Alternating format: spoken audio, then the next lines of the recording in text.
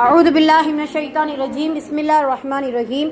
Page number 162 நன்னறிவுடைய பாடத்தில் 21வது பாடம் வாக்கில் உண்மை அப்படிங்கிற தலைப்பில் நம்ம இன்ஷா அல்லாஹ் பார்க்க போகிறோம். நபி ஸல்லல்லாஹு அலைஹி வஸல்லம் அவர்கள் யாருக்கேனும் வாக்களித்தால் அதனை கண்டிப்பாக நிறைவேற்றுவார்கள். நண்பரான அப்துல்லா என்பவர் நபி அவர்களை ஓரிடத்தில் சந்தித்து கொடுக்கல் வாங்கல் விஷயமாக பேசினார். அப்போது நீங்கள் இங்கேயே இருங்கள், நான் வந்து கணக்கு பார்க்கிறேன் என்று கூறி சென்று விட்டார். வருவதாக சொன்ன அவர் மறந்துவிட்டார். 3 நாட்கள் கழித்து அவர் பக்கமாக சென்றபோது நபி அவர்கள் அப்போதும் அதே இடத்தில் அமர்ந்திருப்பதை பார்த்து அப்துல்லாவுக்கு வெட்கம் ஏற்பட்டது. நபி ஸல்லல்லாஹு அலைஹி வஸல்லம் அவர்கள் உண்மையானவர்கள் என்பதை அந்நாரின் விரோதிகள் கூட ஏற்றிருந்தனர்.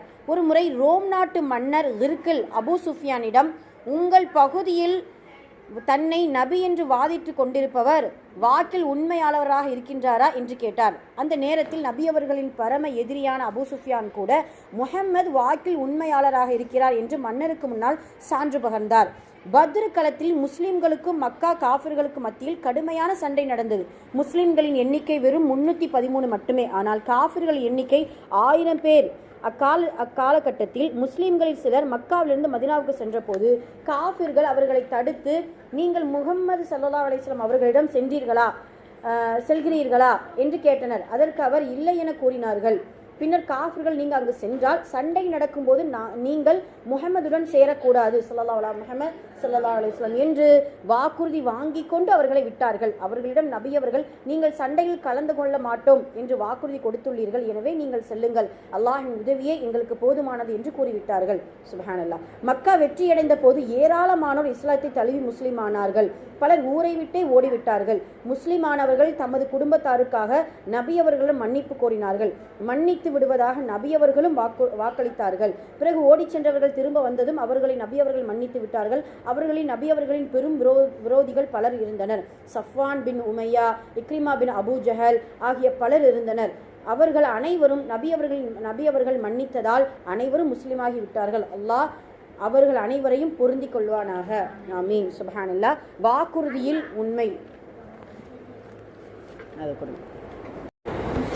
இப்போ வாக்குறுதியில் உண்மை அப்படிங்கிறதுல நபி ஸல்லல்லாஹு அலைஹி வஸல்லம் அவர்களுடைய வாழ்க்கையில் நடந்த சில வரலாற்று சான்றுகளை இந்த கிதாபில் நமக்கு கொடுத்துருக்குறாங்க. முதல்ல வாக்குறுதியில் உண்மை எந்த அளவுக்கு முஸ்லீம்களுக்கு நமக்கு முக்கியம் அப்படிங்கிறத நம்ம பார்க்குறோம். அஃபா என்கின்ற சொல் வாக்குறுதிக்கு அரபில் சொல்லுவாங்க. அஃபா அப்படின்னு சொல்லிட்டு அல்லாஹு தாலா குரானில் பல இடத்துல வாக்குறுதியை குறித்து நமக்கு சொல்லி காட்டியிருக்கிறான். உதாரணமாக நம்ம முக்மீன்கள் வெற்றி பெற்று விட்டார்கள் அப்படிங்கிற அந்த தன்மைகளில் இந்த வாக்குறுதி தன்மையும் ஒரு வரும். கது அஃப்லஹல் முஃமினூன் அல்லதீனஹும் ஃபீ ஸலாத்திஹிம் காஷிஊன் வல்லதீன அனில் லஹ்வி முஅரிதூன் வல்லதீன லிஸ்ஸகாத்தி ஃபாயிலூன் வல்லதீனஹும் லிஃபுரூஜிஹிம் ஹாஃபிலூன் இல்லா அலல் அஸ்வா, அதெல்லாம் வரும் இல்லையா. அதில் வல்லதீனஹும் லி அமானாத்திஹிம் வ அஹ்திஹிம் ராஊன் என்ன அர்த்தம்? அவர்கள் அமானிதத்திலும் கொடுத்த வாக்குறுதியிலும் நிறைவேற்றக்கூடியவர்களாக இருக்கின்றார்களே, அப்படிப்பட்ட முக்மீன்கள் வெற்றி பெற்று விட்டார்கள் அப்படின்ட்டு அல்லாஹு தாலா முக்மீன்களுடைய வெற்றி பெற்ற தன்மைகளில் இது ஒன்றா சொல்லிடுவான்.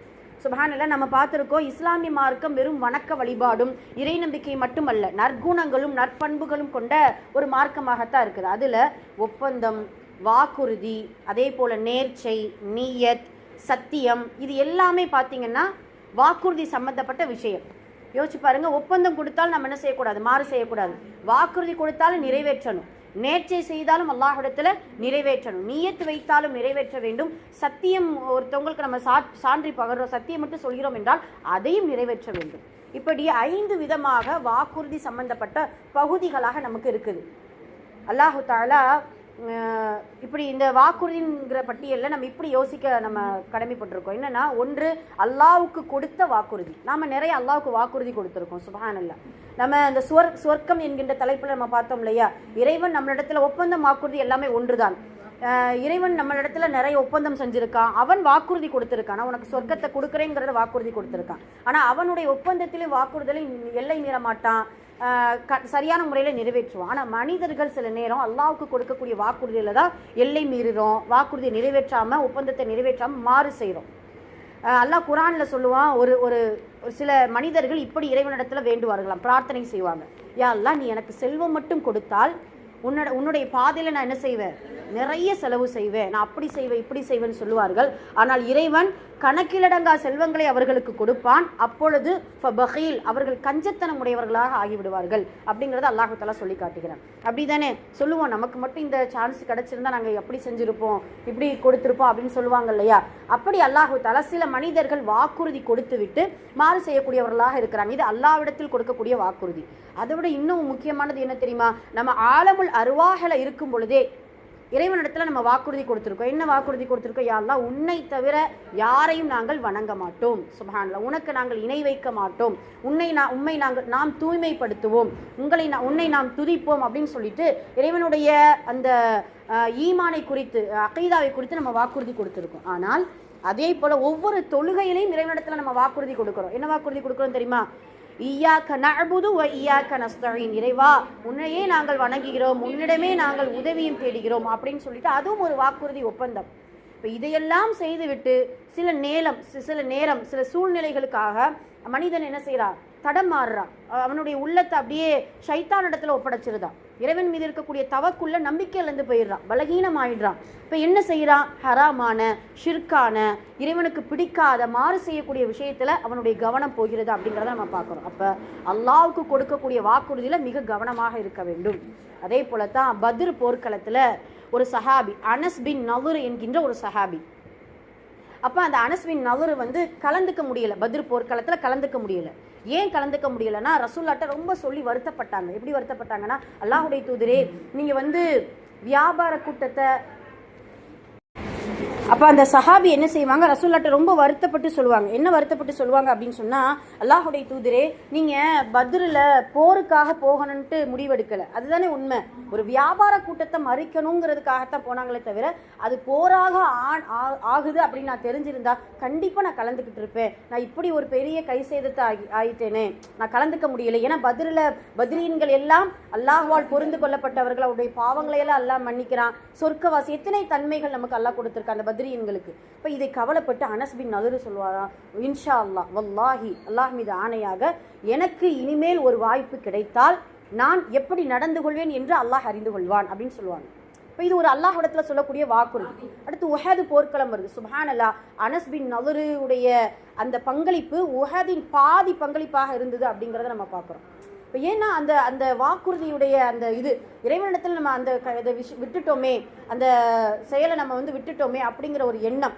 இப்போ அல்லாஹ்விடத்தில் நம்ம இப்படி வாக்குறுதி கொடுக்கும் பொழுது நல்ல முறையில் நிறைவேற்றக்கூடியவர்களாக இருக்க வேண்டும் அப்படிங்கிறத நம்ம பார்க்குறோம். அதே போல் அடுத்து நபி ஸல்லல்லாஹு அலைஹி வஸல்லம் அவர்கள் இந்த உம்மத்தினர்களுக்கு கொடுத்த வாக்குறுதிகளும் இருக்குது. நாமளும் நபி ஸல்லல்லாஹு அலைஹி வஸல்லம் அவர்களிடத்தில் கொடுத்த வாக்குறுதிகளும் இன்னும் இருக்குது. என்ன? அல்லாஹ்வுடைய தூதர் நம்மளிடத்தில் கேட்டுக்கொண்ட இரண்டே விஷயம் என்ன?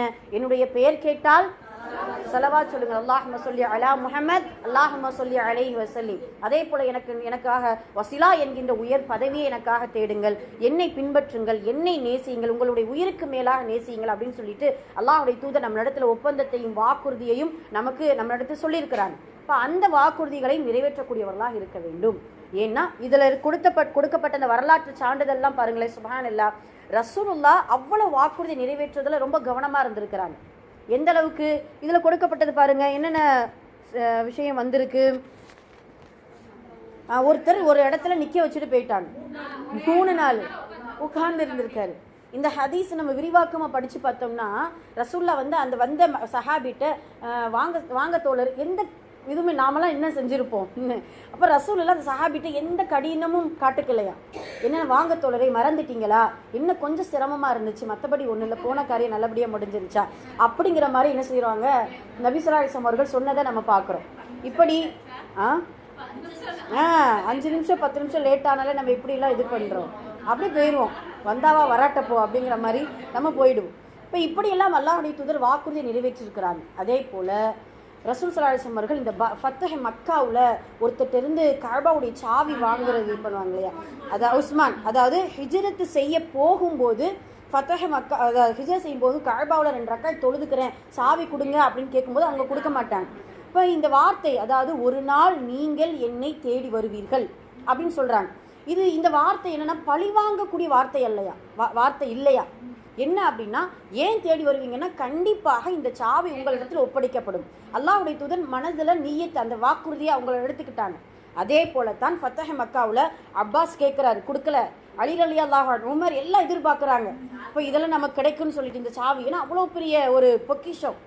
இப்போ உஸ்மான் இப்னு தொல்ஹாவை வர சொல்லுங்க, அவங்களிடத்துல நான் வாக்குறுதி கொடுத்திருக்கிறேன் அப்படின்னு சொல்லிட்டு அப்பாஸ் கேட்கும்போது, ஏன் இப்படியெல்லாம் உஸ்மான்கிட்ட கொடுக்குறீங்க தூதரை, எனக்கு கொடுங்களேன் அப்படின்னு சொல்லும் பொழுது, அல் யௌம அல் பிர்ரு வல் அஃபு, இன்றைய நாள் நன்மையான நாளாகவும் வாக்குறுதி நிறைவேற்றப்படக்கூடிய நாளாகவும் இருக்குது, அதனால் நான் என்ன செய்ய கொடுக்குறேன் என்று சொல்வார்களாம். சுப்ஹானல்லாஹ். அவ்வளவு ஏன் ரசூலுல்லாஹ் உயிரோடு இருக்கும்போது சில பேருக்கு வாக்குறுதி கொடுத்துருக்குறாங்க. அதை எப்படி அல்லாஹ் நிறைவேற்றுறாங்கிறத பாருங்களேன். ஒரு முறை நபி ஸல்லல்லாஹு அலைஹி வஸல்லம் அவர்கள் ஜாபிர் ரலியல்லாஹு அன்ஹு அவங்கள பார்த்து நபி ஸல்லல்லாஹு அலைஹி வஸல்லம் சொல்லுவாங்களே, ஜாபிரே உங்களுக்கு பஹ்ரைன் நாட்டிலிருந்து, ஏன்னா ஜாபிர் ரலியல்லாஹு அவர்களுடைய இஸ்லாமிய வரலாறுலாம் நிறைய இருக்குது. பஹ்ரைன் நாட்டிலிருந்து சில பொக்கிஷங்கள் வரும், அதாவது சில கனிமத் பொருட்கள் வரும். அப்பங்க நான் உங்களுக்கு ஒக்கதா ஒக்கதா ஒக்கதா இவ்வளவு இவ்வளவு இவ்வளவு கொடுப்பேன் அப்படின்னு சொல்லுவாங்க. ஆனால் அல்லாஹுடைய நாட்டம் ரசூல் ஸல்லல்லாஹு அலைஹி வஸல்லம் அவர்கள் இறந்த பின்னால் அபூபக்கர் ரலியல்லாஹு அவர்களுடைய காலத்தில் தான் பஹ்ரைனுடைய நாடு வெற்றி கொள்ளப்படுது. அப்போ அபூபக்கர் ரலியல்லாஹு அவர்கள் நபி ஸல்லல்லாஹு அலைஹி வஸல்லம் அவர்களுடைய அந்த வாக்குறுதியை நிறைவேற்றுவதற்கு அந்த பஹ்ரைன் நாட்டிலேருந்து வந்த அந்த பொருளை ஜாபிரே சொல்கிறாரு, எனக்கு அபூபக்கர் எங்களது ஹலீஃபா இவ்வளவு எடுத்து கொடுத்தாங்க. கொடுக்கும்போது அதில் நான் எண்ணி பார்த்தா 500 திர்ஹங்கள் இருந்தது. மீண்டும் 3 முறை, ஏன்னா ஒக்கதா ஒக்கதா ஒக்கதா 3 முறை ரசூலுல்லாஹ் சொல்லியிருக்காங்க இல்லையா, அது போல் 3 முறை எடுத்து கொடுத்துருக்குறாங்க. இப்படி ரசூலுல்லாஹ்வுடைய வாக்குறுதியும் ஹயாத்தாக்கப்பட்டிருக்கு அப்படிங்கிறத நம்ம பார்க்குறோம். அதே போல தான் நம்ம இந்த ஹிஜ்ரத் போது ஒரு சுரக்கான்னு ஒருத்தர் இருந்தார்ல, சுராக்கா பின் நௌஃபல் அப்படின்னு சொல்லிட்டு, இல்லை சுராக்கா, அவர் வராக்கா பின் நௌஃபல், இவர் சுராக்கா வழிகாட்டியாங்கிறத விட ரசூலுல்லாஹ் பிடிக்கிறதுக்கு வருவாங்க. அவருடைய குதிரை காலில் என்ன செஞ்சிடும், உள்ளே போய்க்கும், மண்ணில் புதஞ்சிக்கும். அப்போ ரசூலுல்லாஹ் சுராக்காவுக்கு சில தாவாவுடைய வார்த்தைகளை சொல்லுவாங்க. சுராக்கா மனம் மாறக்கூடிய அந்த சுச்சுவேஷனில் சுராக்காவுக்கு ரசூலுல்லாஹ் ஒரு வாக்குறுதி கொடுப்பாங்க. சுராக்கா, ஒரு காலம் வரும், அந்த காலத்தில் கிசிர் மன்னர்கள், கிசிர் தேசத்து மன்னர்கள் சொல்லுவாங்க இல்லையா, அந்த மன்னர்களுடைய கடகம்னா இடுப்பில் கழுத்தில் கையில் போடக்கூடிய அந்த தங்க காப்புகள், அது உங்களுக்கு கொடுக்கப்படும் அப்படிங்கிறத சொல்கிறாங்க. சொன்ன உடனே இது உமர் ரலியல்லாஹு அவர்களுடைய காலத்தில் அந்த ரோம் நாட்டு மன்னர்கள்லாம் வெற்றி கொள்ளப்படுறாங்க. படும் பொழுது தான் உமர் ரலியல்லாஹு அவர்கள், அப்போல்லாம் பார்த்தீங்கன்னா இந்த வராக்கா ரொம்ப பழுத்த ஒரு வயதான மனிதராக வருவாங்க. வரும்பொழுது அந்த விலை உயர்ந்த அந்த கடகத்தை எல்லாம் உமர் ரலியல்லாஹு அவர்கள் ஒதுக்கி வச்சிருப்பாங்க. ஏன் அப்படின்னா, ஒரு மனிதர் வருவார், அந்த மனிதருக்கு சேர வேண்டியது இது அப்படின்னு சொல்லிட்டு. சுப்ஹானல்லாஹ், சுராக்காவுக்கு அதை கொடுக்க பொழுதுதான் சுராக்கா இப்படி புகழ்ந்து சொல்வார்களாம். சுப்ஹானல்லாஹ், அல்லாஹுடைய தூதருடைய வாயிலிருந்து வாக்குறுதி கொடுத்து இன்றை நிறைவேற்றி வைத்தானே அந்த அல்லாஹ்விற்கு எல்லா புகழும் அப்படின்னு சொல்லிட்டு சுராக்கா சொல்லக்கூடியதை நம்ம பார்க்குறோம். இப்படி அல்லாஹுடைய தூதருடைய வாழ்க்கையிலும் சில வாக்குறுதிகள் நிறைவேற்றப்பட்டிருக்கு அப்படிங்கிறத நம்ம பார்க்குறோம். சரி, இப்போ நம்ம எதெல்லாம் பார்த்தோம்னா, அல்லாஹ்வுக்கு கொடுக்கக்கூடிய வாக்குறுதி, அல்லாஹ்வுடைய தூதருக்கு கொடுத்த வாக்குறுதிகள், அவர்கள் நிறைவேற்றப்பட்ட வாக்குறுதிகள். மூணாவது நமக்கு ரொம்ப முக்கியமானது சக மனிதர்களிடத்தில் கொடுத்த வாக்குறுதிகள். இதில் தான் நாம் என்ன செஞ்சிடறோம் சில நேரம், ஏன்னா அல்லாஹ் கொடுத்தது கூட சில நேரம் அல்லாஹ் மன்னிக்கக்கூடியவன், அவனுடைய கருணை எந்த மனிதர்களுக்கும் கிடையாது. ஆனால் சில நேரம் மனிதர்கள் என்ன செய்வாங்க, மறுமையில் நமக்கு பாதகமாக நிற்கலாம். ஏன்? அவர்களுக்கு தேவை நம்மளுடைய அன்பு அல்ல, நமது நன்மை தான் அவங்களுக்கு தேவை. அப்போ அல்லாஹுடைய தூதர் அதை தான் சொல்கிறாங்க, யார் வாக்குறுதி கொடுத்து நிறைவேற்றவில்லையோ அவனிடத்தில் தீன் இல்லை என்று வார்த்தை சொல்கிறாங்க. வார்த்தைகள் ரொம்ப கடினம். வாக்குறுதி கொடுத்து யார் நிறைவேற்றவில்லையோ அவர்களிடத்தில் தீனே இல்லை. தீன் இல்லை என்றால் என்ன? ஈமான் இல்லை. ஈமான் இல்லை என்றால் இறையச்சமும் இல்லை. இப்போ அந்த அளவுக்கு வாக்குறுதி நமக்கு கொடுக்கப்பட்டிருக்கு. என்னதுக்கு வேணும்? அஃபா, அரபுல அஃபா, சரியா? அப்போ அப்படி நபி ஸல்லல்லாஹு அலைஹி வஸல்லம் அவர்கள் என்ன செய்கிறாங்க, நமக்கு சொல்லிக் கொடுக்குறாங்க. அதே போலத்தான் யார் இடத்துல முதல்ல மனிதர்களுக்கு இடையில் யார் இடத்துல முதல் முன்னுரிமையாக நான் அவங்களுடைய வாக்குறுதியை நிறைவேற்றணும் அப்படின்னா, பெற்றோர்களிடத்தில். அவர்கள் உயிரோடு இருக்கும் பொழுதும் சரி, அவர்கள் வசியத்தாக நம்மளிடத்தில் வாக்குறுதி கொடுத்தாலும் சரி, வாக்குறுதி கொடுத்ததை நிறைவேற்று என்று வசியத் செய்தாலும் சரி, இன்ஷா அல்லாஹ் அவர்களுடைய வாக்குறுதியை நாம் நிறைவேற்றியே ஆக வேண்டும். சுப்ஹானல்லாஹ். அது மிக மிக முக்கிய கட்டாய கடமையாக நமக்கு சொல்லப்பட்டிருக்கு. எப்படியெல்லாம் நமக்கு பெற்றோர்கள் அதே போல் வாக்குறுதி கொடுக்கறதுல கொஞ்சம் கவனம் இருக்கணும். அது ரொம்ப முக்கியம் இல்லை. நம்மளுடைய பிள்ளைகளுக்கு சிரமம் ஆயிடக்கூடாது. நம்மளுடைய உறவினர்களுக்கு நாம் என்ன செய்வோம், அந்த ஒரு இதில் ஒரு எமோஷனலில் நான் 2 மாதம் நோன்பு வைக்கணும்னு இருந்தேன், நீ அதை நிறைவேற்றிருப்பா அப்படிம்போம். பின்ன நான் ஹஜ்ஜு செய்யணும், நம்ம பொருளாதாரம் அந்தளவுக்கு இருந்திருக்காது, நான் ஹஜ்ஜு செய்யணும் அப்படின்னு சொல்லிட்டு வாக்குறுதி கொடுத்துட்டேன், எப்படியாவது நீ என்ன செஞ்சிரு, நிறைவேற்றிடு. இப்படி பெரிய பெரியதான் நம்ம என்ன செய்யக்கூடாது. நம்மளால் முடிந்த அளவு வாக்குறுதியை கொடுக்கறதுலையும் கொஞ்சம் கவனம் இருக்கணும். அப்படி கொடுத்த வாக்குறுதிகள் நிறைவேற்றப்பட்டே ஆக வேண்டும். சுபஹானல்லாஹ். அப்போ பெற்றோர்களிடத்துல, அதே போல் சக மனிதர்கள், உறவினர்கள், அண்டை வீட்டுக்காரர்கள், நண்பர்கள், நம்மளிடத்துல பழகிறவங்க, வியாபாரத்தில், கொடுக்கல் வாங்கலில் இப்படி வாக்குறுதி கொடுத்தால், ஏன்னா கடன் கூட ஒரு வாக்குறுதி தான். ரசூல்லாட்ட இது இந்த சம்பவம் இதில் வரலன்னு நினைக்கிறேன். ரசூல்லாட்ட ஒருத்தவங்க கடனை கேட்க வருவாரா, ரசூலெல்லாம் ஒரு டேட் கொடுத்துருப்பாங்க, வாக்குறுதி அதுதான். ஆனால் அதுக்கு முன்னாடி என்ன செய்வாங்க, வசூல் செய்ய வந்திருப்பாங்க. அது வரும்னு நினைக்கிறேன், எந்த இதுலன்னு தெரில, இதில் தான் படித்த மாதிரி இருக்கு. அப்போ கூட உமர் அலினவர்கள் ரொம்ப கோபப்படுவாங்களா, கோபப்படும்போது உமர் அலிட்டு ரசூல்லா சொல்லுவாங்க, ஒன்று உமரே, உங்களுடைய கடமை என்ன தெரியுமா, கொடுத்த கடனை நல்ல முறையில் திருப்பி கொடுங்கன்னு என்கிட்ட சொல்லியிருக்கணும், வந்தவர்கிட்ட நல்ல முறையில் வாங்கிக்கோங்கன்னு அவங்கக்கிட்ட சொல்லியிருக்கணும், ஏன் நீங்கள் கோவப்பட்டீங்கன்னு கேட்பாங்களா. சரியா. அப்போ அந்த மாதிரி கடன் கூட ஒரு வாக்குறுதி தான். அதனால் இன்ஷா அல்லாஹ் அடுத்த பாடத்தில் அதான் எங்கேயோ படித்த மாதிரி இருக்குன்னு. சரி ரைட்டு, சரிங்களா. அப்போ இப்படி அல்லாஹு தஆலா நமக்கு வாக்குறுதி நிறைவேற்றுவதற்கான பல வகைகளை நமக்கு சொல்லியிருக்கிறான். இந்த வாக்குறுதி எப்போ நமக்கு பாதகமாக ஆயிடும் அப்படின்னு சொல்லும் பொழுது, வாக்குறுதியை சரியாக நிறைவேற்றாத பொழுது அல்லாஹ் நமக்கு வரக்கூடிய நிஅமத்தை கொஞ்சம் கொஞ்சமாக தடை செய்கிறான். மஆதல்லாஹ். சோதனைகள் அதுக்கும் ஏன் இவ்வளோ பெரிய கம்பேரிஷன், ஏன் இவ்வளவு, இந்த வாக்குறுதிக்கும் அல்லாஹ் கொடுக்கக்கூடிய நிஅமத்துக்கும் என்ன சம்பந்தம் அப்படின்னு சொன்னால், இறைவனிடத்தில் நாம் எதிர்பார்க்கிறது நிஅமத் மட்டும்தான். அதே போலத்தான் நம்மளிடத்தில் சக மனிதர்கள் எதிர்பார்க்கிறது நம்மளிடத்தில் கிடைக்கக்கூடிய வாக்குறுதி. அவங்க சொன்னாங்கல்ல, கண்டிப்பாக அவங்க நிறைவேற்றுவாங்க, ஒரு எதிர்பார்ப்பு. நாம் எப்படி இறைவனிடத்தில் எதிர்பார்க்கிறோம், அதே போலத்தான் சக மனிதர்கள் நம்மளிடத்தில் என்ன செய்கிறாங்க, சில நேரம் எதிர்பார்க்கிறார்கள். அதனால் இன்ஷா அல்லாஹ் வாக்குறுதி கொடுக்கும் பொழுது 1000 முறை யோசிக்க வேண்டும். கொடுத்த பின்னால் யோசிக்காமல் அதை நிறைவேற்றுவதற்கு இன்ஷா அல்லாஹ் நாம் முயற்சி செய்ய வேண்டும். சரிங்களா. இப்போ அல்லாஹ்விடத்தில், அல்லாஹுடைய தூதரிடத்தில், சக மனிதர்களிடத்தில் இன்ஷா அல்லாஹ் வாக்குறுதி நிறைவேற்றக்கூடிய மக்களாக இருப்பதற்கு அல்லாஹ் தௌஃபீக் செய்வானாக. ஆமீன். இதில் இந்த ஹிஸ்ட்ரியில் ஒரு இது பார்த்தீங்களா, பத்ரு களத்தில் பார்த்தீங்கன்னா ஒரு 2 பேருக்கு ரசூலுல்லா போர் செய்வதற்கு 313 பேர் தான், ஆனால் போர் செய்ய 2 பேருக்கு அனுமதி கொடுக்கல. ஏன்,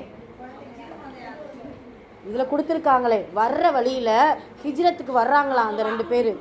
அந்த எதிரிகளிடத்துல வாக்குறுதி என்னன்னா, காஃபிர்களிடத்தில் நாங்கள் என்ன செய்ய மாட்டோம், உங்களை எதிர்த்து போராட மாட்டோம். அதை ரசூலுல்லா மதீனாவுக்கு போன பின்னாடி ரசூல் ஸல்லல்லாஹு அலைஹி வஸல்லம் 2 பேர் சொல்லியிருக்கிறாங்க. சொன்னதுனால தான் அவங்க வாக்குறுதி கொடுத்தவர்கள் கூட மறக்கலாம், ஆனால் ரசூலுல்லா மறக்கலை. நீங்கள் வாக்குறுதி கொடுத்தீங்கல்ல, எண்ணிக்கையில் குறையா இருந்தாலும் பரவாயில்ல, அல்லாஹுடைய உதவி எங்களுக்கு போதுமானது, அதனால் என்ன செய்யுங்க, நீங்கள் போர் செய்ய வேண்டாம் என்று ரசூல் ஸல்லல்லாஹு அலைஹி வஸல்லம் அவர்கள் சொல்லியிருக்காங்க அப்படின்னு பார்க்குறோம். நிறைய வரலாறுகளில் சான்றுகள் அதிகமாக இருக்குது. இன்ஷா அல்லாஹ் வாக்குறுதியில் ரொம்ப கவனமாக இருக்க வேண்டும். சில நேரம் என்ன ஆகுது அப்படின்னு சொன்னால், வாக்குறுதி கொடுத்துட்டு மறந்துடுறோம்ல, அதுக்கு என்ன தண்டனை? மறதிக்கு இஸ்லாமிய மார்க்கத்தில் தண்டனை இல்லாதவனால புரிஞ்சுக்கிறேன். சரி, கஃபாராவும் கிடையாது. எப்போ ஞாபகம் வருதோ அதை நிறைவேற்ற வேண்டும், அதுதான் சரியா. அதனால் முடிஞ்சளவு நம்ம ஞாபகம் வைத்து கொள்ள வேண்டும். வேற ஏதாவது ஒரு சூழ்நிலையில் மறந்தால் உடனே ஞாபகம் வந்தவுடன் நிறைவேற்றுவது சிறந்தது. சரியா. சரி, கைர் அல்ஹம்துலில்லாஹ். கொஸ்டின் பார்ப்போம். நபி அவர்கள் வாக்கில் உண்மையாளராக இருந்தது பற்றி அப்துல்லாவுடன் நடந்த சம்பவத்தை எழுதுக. ஃபஸ்ட்டு பேராவில் இருக்குல்ல, அதுதான் அப்துல்லா. 3 நாள் ஒரே இடத்துல பாவம் நிற்க வச்சிட்டார் அல்லாஹ். ஃபஸ்ட்டு பேரா மட்டும்தான், சரிங்களா.